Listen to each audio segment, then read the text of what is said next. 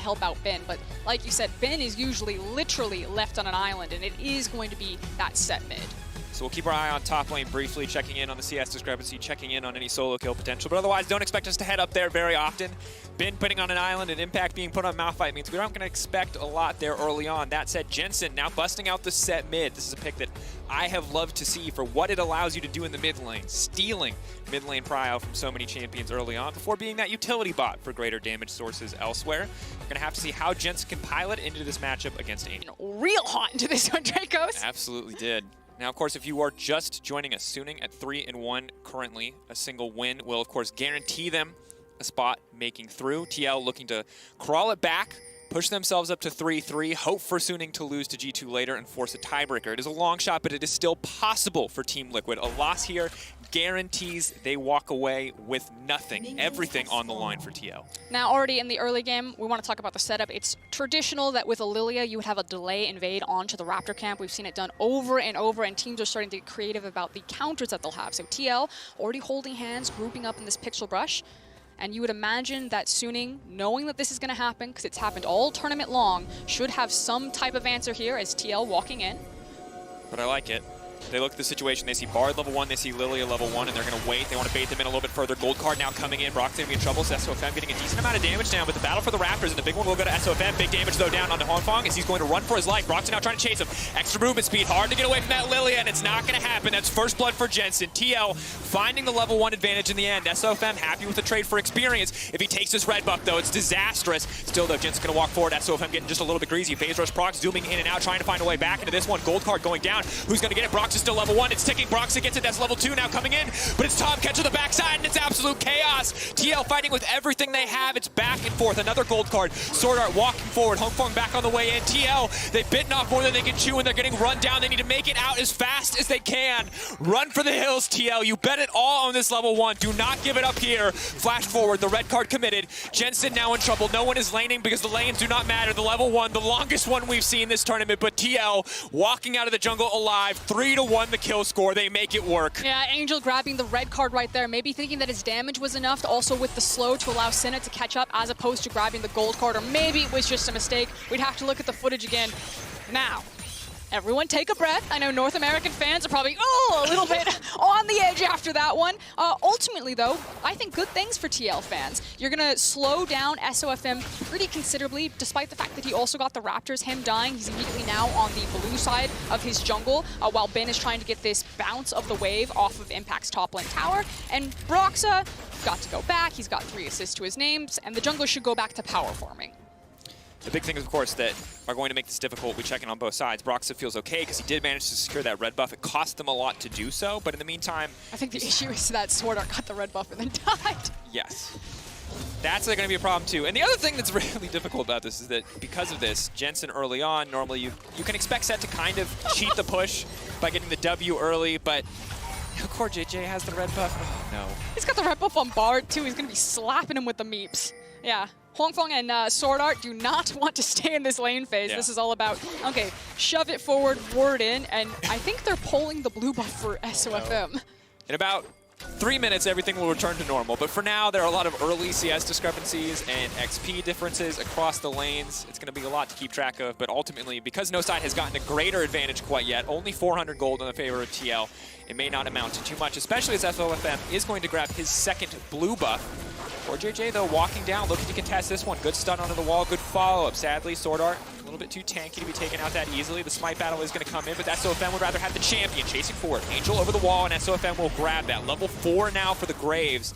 2-camp advantage to SOFM, even after that early game. And this is kind of one of the biggest differences that I think we've seen between the LPL, the LCK teams, and LCS and LEC. More so for G2, I think, but it's, you know, playing for your jungler versus your jungler playing for you.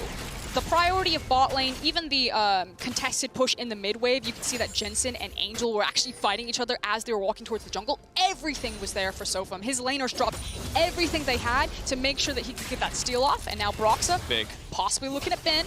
Broxa already behind in terms of camps overall. If this does not net a kill, if he's not able to get something here, it is going to cost them dearly. If they're flashing forward, they're looking to secure it, and that is going to be one take it back. Broxa finding the kill on the bin is huge. And you can see what Ben was thinking. He just saw that Broxa was on the bottom side of the map. He thought he had enough time to hard shove that wave to get it to bounce to him, but Broxa creatively immediately goes top side and does find a gank. And like you said, he really needed that one to pay off. Jensen now bowling forward, and this is the glory of set mid.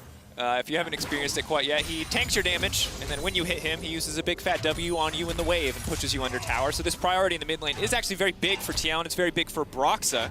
And after that kill in the top lane as well, things are not looking too bad for North America right now. It's going to take this win, and it's going to take a one to follow, as well as some favorable results later in the day. But TL are certainly not out yet, and with a start like this, maybe there is hope for North America. But there's also, you know, what do you play for now, or what do you have set up for your map, since you're still missing a lot of key summoners. Broxa, I still feel like on the Lilia should be playing for his camps, and again, it's playing around the priority that his laners create for him. You can see Tactical and Core JJ down here have push. You can see that usually Jensen was having push into his lane, but Broxa should just be trying to burn his Krug and Raptor camps as much as possible. And SOFM loves Raptors. He will try to fight you on them every single time. You can saw him sniffing around Brox's Raptor camp just there. Yeah, and this is brutal. Of course, the second SOFM has any kind of pressure, he's immediately in your jungle, immediately taking camps away from you. This man is insane. At 15 minutes, more than a 30 CS advantage in jungle. He has the single highest CS discrepancy at 15 of any player at Worlds coming into the day as a jungler. But this time around, Broxa has been fortunate. He's been able to keep up. He's able to find that kill on the top side. Could look to go top again soon, as Malphite level 6 certainly makes the setup easier for both of these champions. And I feel like that's kind of one of the big areas that he does have to play through.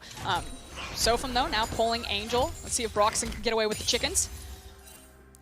The Sofum's, battle of raptors. He's a chicken enthusiast. He just, it's not his, it's just, it's the best meat. It's everybody's favorite. Listen, KFC is huge in Shanghai. It's big everywhere. That's the boneless it's one, universal. It's that nice stuff. All the fast food companies are jealous of how popular KFC is. But now, Frostguard, as we check in across the map, you see a CS discrepancy on top side, kind of as expected. Good news for Impact is because he's able to just stack armor early on, Jace doesn't really get to rush the lethality route and try to burst his teammates, instead of being forced to go into the Hex Drinker just to be able to survive the coming gank threat. But Angel, Pinton now moving down, the gate now coming out, Broxa stunned up, a lot of damage here. Lilia still very squishy, needs to make it out to safety, trying to flash over the wall, but will not happen. Cannot get close enough and does get taken down. TL a little bit caught with their pants down right there. They were shifting Core JJ mid, just trying to scout. Then the Destiny comes in, gets underneath, and finds Broxa. There's so much skirmishing all the time. You can already see the discrepancy there for Sofum. He now has access to level 6, and with the enemy jungler dead, it's going to be a pretty easy rotation onto the Cloud Dragon. It's not immediately panic zone for TL fans, because it's not like their composition really relies on a Dragon stack versus, I think, Suning's comp, but it's not great. Yeah.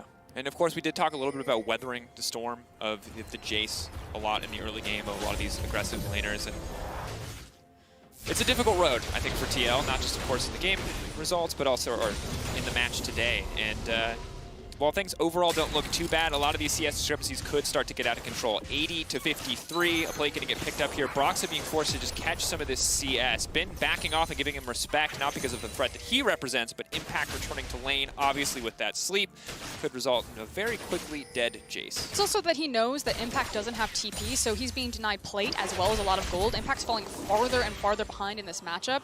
Like you talked about, though, kind of the nice thing that it's double AD for topside for Suning, Jace, and Graves. So he's stacking armor. He's doing his exact job, which is to not die and press R in a key moment. And that key moment might be the Herald. We actually saw that TL were bringing their bot side top initially or down the mid lane, while Core JJ is now returning to the bot side. And it was because they were thinking about contesting for Herald here, but now it's been cleared out. Suning are interesting. They usually have pretty delayed monster objectives, because it's all about, you know, making sure it's perfect around SOFM's clear and farm path. And he's on the bottom side of the jungle right now, and I think he's eating up all of the camps. He'll probably do it after he passes blue buff around. Yeah, SOFM in maximum Hoover mode right now. Oh no, he's going back for cross. It's a PvE game. This man is not interested in anything else. He's like, listen, team, the Herald can wait. You guys just make sure that they don't get it. I've got to do Krug camp. I need to reset, walk top. Then we can think about the Herald. He's like, look, I get if we win this game, that we get through. I understand. But have you considered that I have numbers to maintain, that I have a reputation to maintain? This man is the mad scientist of the jungle, Frost. If he's not power farming at all times, what is he doing? Is he even SOFM? No, he's not. But he does have massive priority as we take another peek into the top side for Ben. Going the tier routes, he's going to constantly have a lot of mana to chip away at people from afar, and then also pivoting into the Hex Drinker. So shouldn't be any sort of burst or threat from him in the top side. Yeah, and of course we talked about the top side for Suning being double AD, but the top side of TL is double magic damage. Malphite having a bit of a split profile between the autos and the W, but everything else outside of that, all of the burst at least, will be magic damage. So pretty easy to grab that Hex Drinker. Listen, junglers and solo queue. If Sofum gives away his blue buff to his mid laner, you can do the same. This man, with the flawless CS numbers, can do it. That's wholesome. Trying to teach the people a lesson. This is actually big. So Broxah has revealed himself on the bot side of the map by throwing the Swirl Seed down there. And again, there's so much priority from Ben top side. SOFM should have a free reign if he wants to go for that Herald. And you can see the immediately pivot from TL, where there's the on-the-way pings towards Herald. So TL recognizing that they gave a free pass for Sofum to start Herald if he wanted to. And now they're sprinting across map to make sure that he doesn't get the objective. But in the meantime, Sofum not interested in the Herald. Instead, interested in either Broxah and or these Krugs. It'll be a little bit more clear. He's trying to catch Broxah as he comes around. Oh, there's Dome Cam. Destiny, look at Angel. He's waiting in Fog of War, looking to Destiny in. Smoke screen going down. Impact ulting in, but it's not going to amount to anything.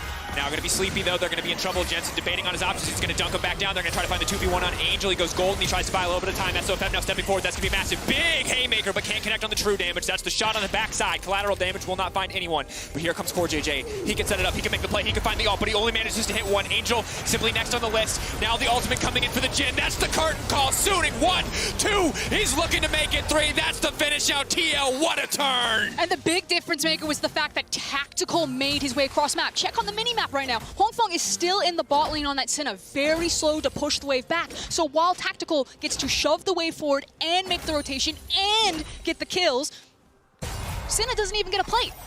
She just pushes it into tower. Yeah, we saw whose ult was more valuable in that fight, and this is massive because the last time these two teams played, TL's bot lane didn't get to do anything. This time around, it's all Tactical for JJ for the turn. And the big thing is I thought it might be disaster because I didn't see it, but Impact, I think, used his ultimate right at the beginning of the fight or didn't have it for the big part of the fight. At this point, you're like, okay, it's looking pretty bad. But on your mini-map, Jhin and CoreJJ are racing here, and Tahm Kench is nowhere near his team. SOFM, do want to give credit, plays this out really well against Broxah, but then boom, right into the double curtain call. That's 4 for 4. That's the kind of accuracy you need if you're going to pull out a win here against Suning, and this is looking good for TL. They were starting to fall away in gold. CS differences were starting to add up and stack up against them, but now they've evened things up again, and they've set their sights on this Herald. And they do have a window to do the Herald. You can see that Sofum has path towards the bottom side of his map since his camps are up. You can see the pings onto the jungle, or onto the dragon. It should be obvious that TL are on Herald even before it goes down. As I say that, though, Sofum, I love him. He's heading to Wolves. Man with a mission. Right now, that mission is farming. But TL going to be happy with this one. They need to place this Herald almost immediately if they want to get any plates from it at all. They could just run top and try to get something, or mid, but Broxah maybe not thinking about that as he's instead going to clear out the Scuttle Crab. Really, guys, you gotta, if you want the money, you gotta place the thing now. Yeah, I think you use it mid if you want to try to get more control over the Dragon Pit, and SOFM pathing for Wolves actually may cost his team Dragon. Now, you can see that he's sprinted now back towards the Dragon Pit, and he's very quickly trying to take this, but if TL were really on the clock, they could actually walk down and dissuade him from doing it, but instead, they're focused with this mid lane tower. Like you said, they need to place the Herald there if they wanted to get any sort of use of the plates. They do manage to do that, and they trade Ocean. But there was a world there where TL could have gotten both Herald and the Ocean Dragon. Yeah, but regardless, TL's still doing pretty well, all things considered. Of course, you're looking at the double dragons on the opposite side, and the gold advantage, the CS discrepancy rather, on the top side of the map is going to be problematic, as Impact will probably continue to struggle. Of course, for now, though, Jay's no armor pen means that he can at least tank up a little bit of this as he keeps forcing waves in. But, you know, it's the importance of what do TL get by trading damage on the mid tower versus giving up the Ocean Dragon, especially since it's only second Ocean, and it's changing up their lane assignments. And you can already see this as they're walking back towards the map. The fact that CoreJJ and Tactical are now taking route up into the mid lane, and Set is now on the bottom side of the map. And they can slowly whittle down this tower, but it also gives CoreJJ now the entire map of where he wants to swing out and try to skirmish. So I like it. tower now falls over. That's going to be a nice chunk of gold into Tactical's back pocket, and CoreJJ should be unleashed on this map to start teaming up with Broxa and being that ganker that they need since they have a Lilia as the jungle. Yeah, now a 1.5k gold lead, Tactical 3-0-3. This is the man we have to keep our eyes on because he's performing marvelously. Now the setup onto Sword Art, maybe not the ideal priority target as the delayed snare will come out. Sword Art will just walk away, but still fishing here from the side of TL.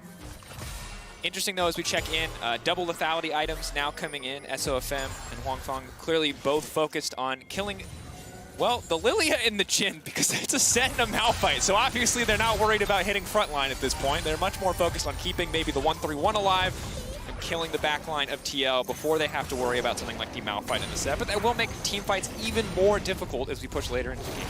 But now it's about talking about what the team's options are on this current map state. So obviously for Suning, their real playmaker is going to be anytime they have the Destiny. Because that mid tower is down and Senna doesn't push waves very fast, you would expect that TL, as we can see on the map right now, will always have mid priority, will have mid priority more often than not, unless Suning really put multiple members to contest that wave, which means that TL should actually be first to rotation on a lot of these skirmishes in the side map. So what I'm looking for TL is, again, CoreJJ in particular on this Bard to push down mid, and with that extra room, then start swinging out either bottom or top side and finding picks to start pushing down more towers while we wait for Mountain Dragon and Baron. And while walking into enemy jungle to secure a little bit of vision certainly isn't the flashiest play, it is exactly what you're asking for. Securing mid prio, walking and getting a vision now, but now we have the double play in the mid lane. Cleanse now coming out from Tactical. Is going to be able to back away on that one. SOFM, though, chasing down this kill. CoreJJ on the hunt. SOFM could be in trouble here as Brox is now walking in as well. Tactical on a rampage. And again, Suning overplay their hand in the mid lane with these semi-globals. Yeah, absolutely a whoopsie there, trying to hard force into the mid lane. And now, TL just get to walk this one down mid, as maybe Impact's overextended. Ben's on the other side of him. Ult out. Is going to be in trouble here, but it's slowly chipped away at here. The true damage, the extra magic damage, and they will find that one. Means top lane tower will be in trouble and will in the end fall in favor of Suning. So Suning biting back. Yeah, and kind of the one option that Suning do have at this point, while they're waiting for Destiny to constantly be back up, as well as the Abyssal Voyage, is to just shadow behind Ben and allow him to continue to exploit the top lane. So TL recognize that there's probably nothing they can really do against this Jace unless they're throwing multiple members at him to try to slow him down, especially at this point of his itemization. Although, as I say that, he actually needs to take it back. I was expecting him to have the Muramana by now. I looked down, he's like, pickaxe tier Hex Drinker. Fast charge as far as Champions are concerned. Probably not as fast as the full-on Muramana.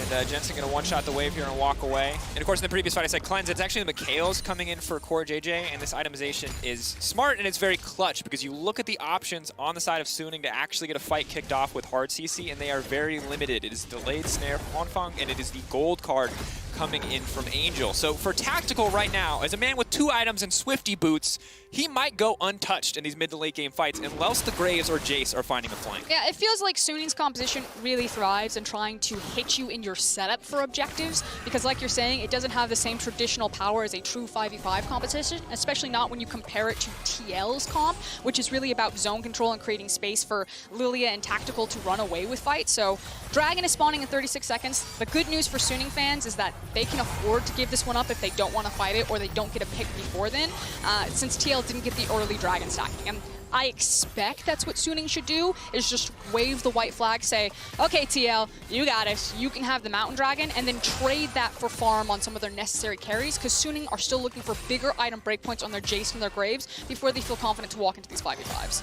But as I say that, it is Suning, so... Yeah, and that's the thing. And we already talked about it already. Suning much better setup for the side lanes, but now that they've fallen behind or haven't really gotten far enough ahead, let's say, in some of those side lanes, it's certainly going to be difficult to possess a lot of these individual advantages. You can see, despite the fact that Jensen is being matched up against Angel, he has no MR. He is worried about the 80 threats on this opposite side of the team. There is 3 of them, so not concerned about magic resistance for now. Presumably the plan is blow up the TF and be immune to damage from everyone else, as TL will grab this Dragon uncontested, denying soul point from the side of Suning. Yep, there we go. And now TL have the option that they can play to contest the mid wave and then probably move into a Herald. The second Herald, if they can get it, probably not though. They'd have to like rush it right now and try to burn it down. It's gonna say try to get second Herald before the Baron spawns. I think you have till 1945, so not gonna try for that one. A little bit too much of a speed run. Oh, maybe they go on Baron as soon as it spawns, or they just try to burn it. I mean, they have the Lilia. She hasn't finished Leandry's yet though, but this would be They're trying. Here we go. It's a race. Does Baron eat the Herald? I think you have extra time if you've actually started it. We'll see, though. Nope, you don't. There you go. We're learning together. I just stopped trying at 19 minutes. It's I didn't not even your know people fault, tried Dracos. anymore. TL didn't know either, so.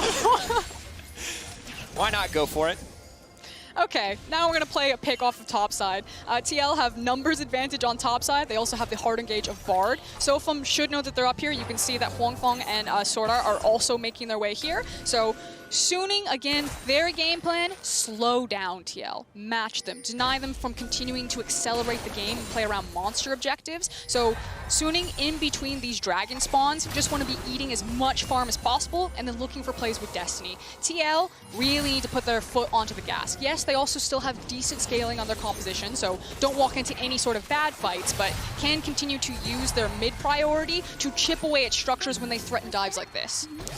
Could be in trouble here. Obviously has the MR and the Hexdrinker, but no armor to stop Tactical from raining hell on him. SOFM now backing off. Shock blast over the wall, though, is pretty big. Brox is still relatively squishy, but you can see Destiny just be forced out defensively, just to kind of threaten, just to kind of warn TL to back off. But this systematic push forward of vision from TL is going to make it so hard for Suning to play the game because they have the Swirl Seed, they have the Bard Tempered Fate, they have the Binding as well. And if they can throw out some of these skills from Darkness and catch one member out, Suning either have to commit those globals to match or get someone picked off and risk losing the Baron. Yeah, and I don't necessarily blame TL for playing this one quite tempered. Again, everything is on the line for them. This would be the end of their 2020 season if they lose this game. And the composition does have those scaling options. So unless the fight is 100% perfect, you know, they weren't going to risk it all on a dive to flip this game potentially back for Suning. No reason to do so. I think definitely a difficult game for Suning, though, to find good avenues, to find good fights. Especially as Core JJ just continues to stick in the general area of tactical at all times, knowing that Mikhail's is a matter of life and death. Core JJ consistently just waiting in the darkness, fishing for plays. It's cool to see Team Liquid adapt after the last time that these two teams played. We've talked about it before, we'll talk about it again, but the Twitch for Khan being so completely and utterly shut down this time, putting more bans forward, setting their bot lane up for success with this Jhin Bard combo, and obviously paying off very well. Yeah, so current plays right now on the map for Suning, you can see that Sofum was shadowing Angel down there to push the wave far forward, but this is kind of the rinse and repeat that I expect to see. And again, it's TL's ability to contest on wave because they have things like the Jhin ultimate and the Bard ultimate that when you come to the wave, that they can try to snap grab you and kill you when you push it back. And also the fact that Senna pushes slower than Jhin does. So it's going to take a lot longer for Huangfeng to push the wave back when Tactical shoves it into him, which allows exactly this, the fact that TL will always be able to pivot first off of mid-wave, and they get numbers advantage on either side map to threaten dives and slowly chip away at these side structures. TL playing this one very much by the book and how they're crafting their outer structures. Very clean performance from TL, and I feel like we're finally getting glimpses of the TL that we saw in plans, where it is clean, it is controlled, it is very tactical, and in this case, tactical focused as well. But we check in on the gold. It doesn't look like a massive discrepancy. 1,200 doesn't feel like the biggest deal, but you check the itemization, and again, have to point out the sheer amount of lethality, while very good for killing tactical, while pretty good for killing Broxa, although slowly getting works, is terrible against the Malphite, is against the set. So Suning, still well equipped for 1v1s if they can find them, but not against the top and mid of Team Liquid. This is a difficult game for Suning to play out. I feel like they put themselves in a little bit of a hole here. Yeah, they're basically forced onto their side of the map because even if you, maybe in an extended fight, can walk down the Malphite, Set and Malphite just have so many tools to either match the push onto the side lanes or at least survive it and kind of distract people and then walk away from fights. Suning would have to commit multiple resources, TPs, as well as Destiny to either the mid side of the map, the top side of the map. They have to find, like, basically throw everything in the kitchen sink to break one side or continue to, like, wait out and try to find picks on mistakes for TL. Right now, TL full control in this game. The only issue is kind of the win condition that they need to close it, which is either catch Sofum and turn it into a Baron or stack a bunch of dragons. And this is what I was talking about. You know, you give Ben time, he can whittle down Impact, but Impact has Flash and Ultimate, and as soon as he feels scared, he's just going to walk away from the fight, and there's not a lot Ben can do unless someone else joins him. Yeah. And the good news is he can keep pressure in the 1v1 for now. Obviously it's harder as more of these items come in, but a Black Cleaver or a Last Whisper will make the fight easier. And now that he has the fully stacked Boromana, does a significant amount of damage using that hyper in those trades, hypercharge rather. TL, though, trying to secure what vision they can. SUNING have mid push, have top push, and this is giving them access to the top side jungle of TL for the first time in what feels like a long time. They now try to catch out Jensen here. Big damage coming in, but of course with the deep teleport available. Look at Impact. He's going way behind. Curtain call to kick things off. That ult is going to be massive. They managed to hit the Jace. Now he's next up. Oh, the beefy boys just pounded down. Ben ain't got nothing left. Haymaker across him, and TL now pushing in. Clutch off Core JJ. He doesn't want to follow up quite yet. Gold card going to come in. Are they going to be able to pick him off? Broxa going out, but the Sleepy goes down on the Tom Kench. They surely should find a follow-up kill, but the QSS from Tom Kench is going to take him out to safety. Ult into the backside, but they simply cannot find a target. TL will not give any room to SUNING to play this fight. They keep all 5 standing. And this might be the break that TL were looking for. We'll see how bold they are to pull the trigger on the Baron. Sofum is, of course, still alive, has access to Flash as well as Smite. There is no Destiny longer available for Angel, so it'll be much harder to kind of get information about what's happening here. 2K. SOFM can start to step forward. We'll one-shot the trap as it comes out. Jensen, ulti available, can just suplex SOFM right out of the pit. Has to be able to see him, though. They're waiting. They're buying time. Walking away, though. Unstoppable now. SOFM taken away. They decided this is the time to burn it. Are they going to get it? Can they secure TL? There's no one to stop you. They will secure the Baron. And now Angel's in trouble. The flash forward. Core JJ getting the slowdown. Huangfang next on the list. Angel could be there to follow with Ben on the backside. A massive shockwave. Will it be enough? He has to find the clutch targets. The Edge of Night is gone. Impact has slain Angel. It is Jace versus the world. SOFM now chasing down Jensen, though, desperate to find this kill. Core JJ coming over the wall. Are they walking hands first into SOFM, or can they turn this one? Big damage coming in for the Graves, but not enough onto the likes of Jensen. Simply too tanky, and SUNING Gaming, they'll run Team Liquid out of town, but the Baron buff is already theirs, and not a lot left as Impact comes in. Clutch, big haymaker to close it out. Core JJ to follow, and SUNING double down on a losing play and come up even further behind. Sword Art, nothing there for him. Ben wants to go, and this is his montage moment. He finds one. Can he turn 2? No, it does not look like it. The tanks are there for Team Liquid, and they're holding on to hope. Not today, Satan. North America says they will not go down without a fight. They will not go quietly into the night right there. That fight was so long that Malphite got 2 ultimates off. And that's what you want to see. Lord Dominic's finally comes in for Jace, but it feels like it's too little too late. Impact with the flank off to the side, and nobody on the side of SUNING can find the flanks they need to hit Tactical, to hit Broxa. Yeah, and again, it's 2 Malphite ultimates. It starts with that one and then the one on the very back half. I do want to give a lot of credit to Jensen and TL's Baron setup in particular. I think the suplex on the set was super important because Broxa didn't have Smite when they were in the pit. But still, the boldness of the call to say, we have this game, we're in control, execute on the Baron, and then knowing exactly what cooldown they needed. So props to Jensen and props to 2L, who are now, I mean, they've basically been in control this entire game, but firmly putting their foot on the gas and looking at the world and say, we're still in this one. Here's the thing, Frostgrove, when we talked about this backstage, we said, how do you beat SUNING? We said, you have to match them early. You have to pass the skill check early game or you're done. But if you get late game, this is where SUNING start to fumble because yes, Sword Art is a veteran. Yes, SOFM is a veteran. But they have to rally the rookies around them to keep it together, to keep it tempered in a game where TL are in total control here. Huangfang forcing the flash out. Minions now collapsing. They start to break inhibitors. That's when the game truly feels like it's going to start to end. Jensen, blinded for now, has to back off. SUNING seeming to hold on to their base for now, but the tower's getting chipped away at. That's going to be it. SOFM going over the wall, though, very greedy. Now the fallout from Tactical. One big shot, but Tactical's caught himself in the middle of the entire team, and they've taken him down. Tactical overstays his welcome. Too greedy for the kill on the Graves, and maybe that turns the fight. But Angel getting chipped away at. Team Liquid will not let his sacrifice be in vain, and they'll find it back. Okay, TL still much in control. Ben has moved down from the top side, but he's going to be very delayed to this fight here. Maybe he can get a big shock blast, but I think TL got exactly what they came for. Can we talk about how Angel just messiahed into the backline without Hourglass? Yes. Is that... Do you think Angel wants us to talk about that? I don't know, I got the kill. Yeah, it works out. And oh, that was wild. I mean, and inches away from being disaster for either side, really, as Tactical gives his life trying to land that 4-shot on SOFM, who just barely manages to make it out. 0-4-4 for SOFM. He still has that healthy CS lead that he's known for, but definitely not the highlight game he was hoping to have up against TL, whereas Broxa, through the support of his teams, has been rampaging across these fights. Utility, additional burn damage. Well, when you got 2 beefy frontliners in front of you, it feels pretty easy to play Bambi out in this game. Yeah, and I think SUNING really have to kind of go back to the drawing board in terms of draft. Now, while TL also had a huge factor in that in terms of their execution in the early game, Sofum, you know, gave away some objectives. You know, maybe if they had contested a little bit more, given a little bit more attention to Ben, this might be a different game, but like you said, TL got to survive the lane phase. They created good opportunities for Broxa and really cracked the game open over that Baron play. He's going for a second lethality item. They have triple mount Oscar. He has Lord Dominic, so obviously it's going to be great. Regardless, it makes me, it's so difficult. Okay, triple mountain, push onto the bot lane. Big things to notice. Impact does have teleport, so he can join his team. It looks like some rage pushing here from Angel. I joke, he's got Destiny, he can join the team, and they're just trying to trade back and slow down TL's assault, but it is quite funny to look at. And keeping an eye on the summoner spells as well, though. Tactical no flash for JJ Jensen as well. Broxa has his, but not a whole lot else. Wongfang continuing to step forward, continuing to poke from a distance.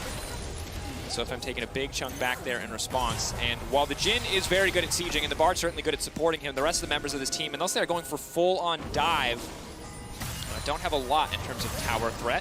I like how Impact is just chasing Angel around and then just trying to deny him from pressuring towers. Now Angel is resetting his position, so this is the window where if SUNING want to go, they go now. Bardal is not going to connect, but Jensen's still in the midst of the entire team to suplex back down into the backside, but there goes Impact. He finds two. Those are the key carries. Angel, the only one standing. Can they pull this away? Bin now running for his life. Destiny coming out, but it looks like it's SUNING's destiny to fall to Team Liquid. It's the curtain call. It's coming out. It's looking to close it out as well as Jensen is unkillable. Turning it back, the Haymaker not quite available on the edge of the health bar, but he will not go down, and still 5 members of TL stand strong. 40 seconds to the Baron, but they might not even need it to end this game. Bin has teleported into the backline. He's going to be coming up behind TL. He might just immediately delete Broxa here. Stepping forward, final moments of the game. This one is clutch. Bin, as you said, on the backside. Big shockwave, the flash out. Bin needs to find this one, but the tools are there to protect Tactical. Jensen stepping forward. Haymaker going to buy him a bit of time, but TL backing off. They don't want to throw everything away on this one. But then he goes. That's going to be it. The Malphite ult already back up. Bin is down. Angel simply next. TL baiting them into a false sense of security. Angel goes golden, but now he'll go down. Hwanfang next on the list, and that's going to be it. The Tom catch down. SOFM, one man and a shotgun versus the world. TL closes this one out. Total control here in the mid game. Should be able to walk in. Hwanfang and SOFM simply not strong enough to stop this. The tank ult cooldowns are simply too low. Big damage coming in. And North America, if you're not awake now, it's time to wake up. Can you feel it? The Team Liquid Miracle Run dream is alive and well. One more win and SUNING falling to G2 when TL will find the tiebreaker to make it out of groups. High pressure moment from TL, and they stand very strong and tall. Very nice things to say. I do want to very quickly touch on that last team fight. You know, the fact is that Angel slipped away from Impact, made the reset, and SUNING were going to be